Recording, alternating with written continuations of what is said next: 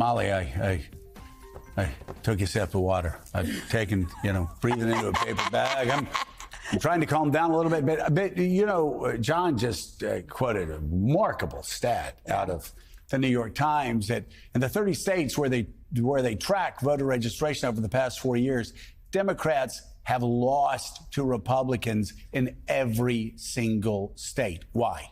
So this is the $24 million question, right? Why are Democrats not, why are the polls bad? Why are they not breaking through? And I think it's a couple things. I think one is the people who are breaking through are brave, right? They talk like humans. They make the case, and again, it's like Pritzker's chief of staff told me, it's not necessarily left versus center. It's fight versus cave.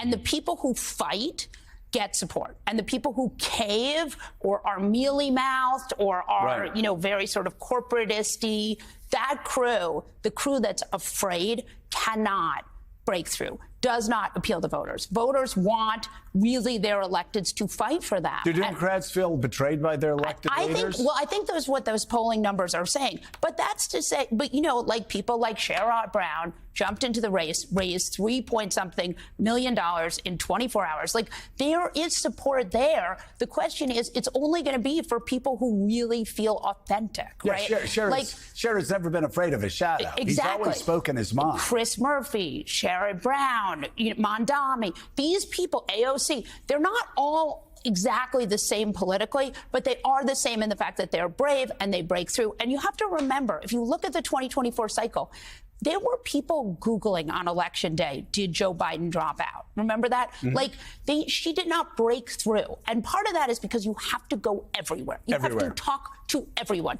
From Bill Maher to Joe Rogan, you have to go everywhere because the media is so siloed that people who watch one network don't know what's happening on other networks. Right. Republicans now saddled with a really unpopular bill. We're seeing the reaction. The opportunity is there for Democrats, but change is going to need to be made for them to take advantage.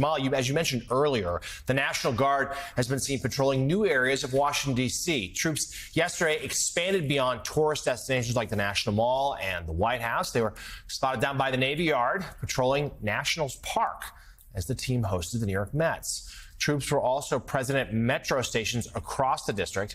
The increase in coverage comes as hundreds of additional troops deployed from Republican-led states arrived to the nation's capital.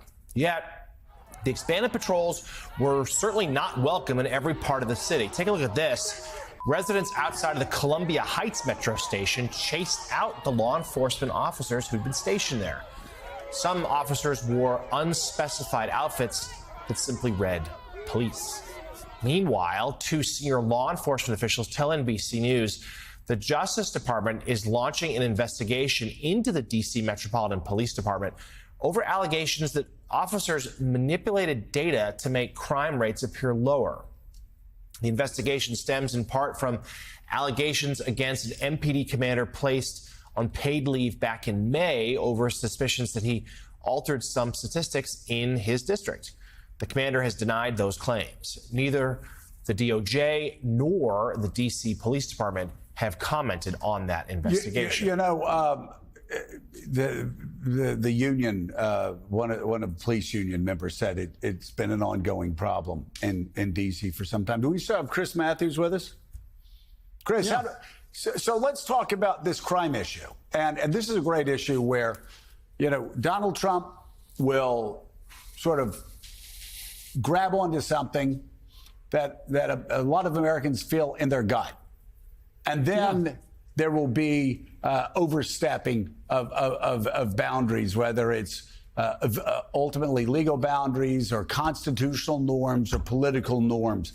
So let's talk about this D.C. issue. I've had a lot of Democrats actually say, hey, the place has just been unsafe. And so this isn't a bad idea if there's not an overstepping. Well, you have a lot of people going around in unmarked uniforms wearing masks. That obviously is disturbing. So how do Democrats approach an issue like this where a lot of Americans will, in their gut, say, hey, you know what, he's got a point, but we may be overstepping here?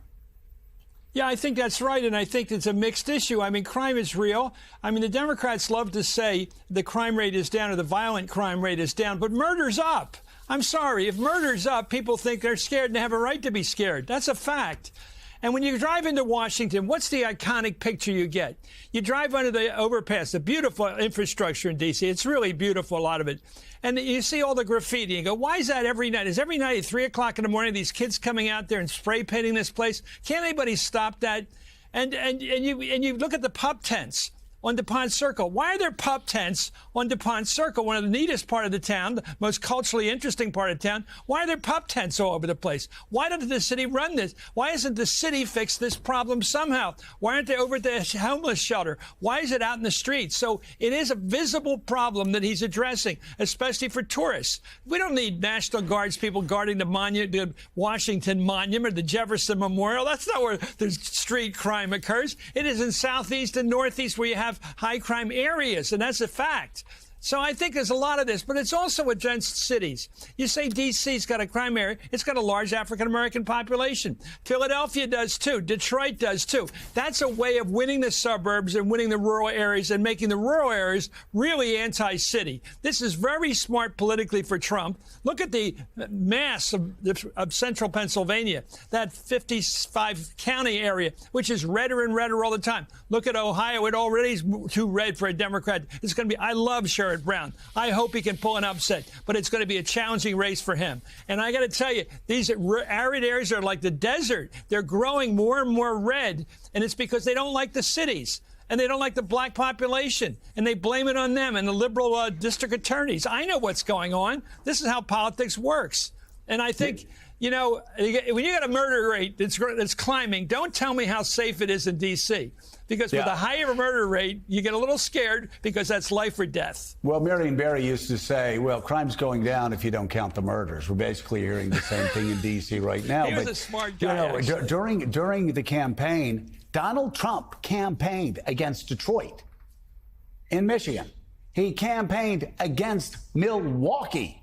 Like, these are the biggest cities in the swing states. Philadelphia.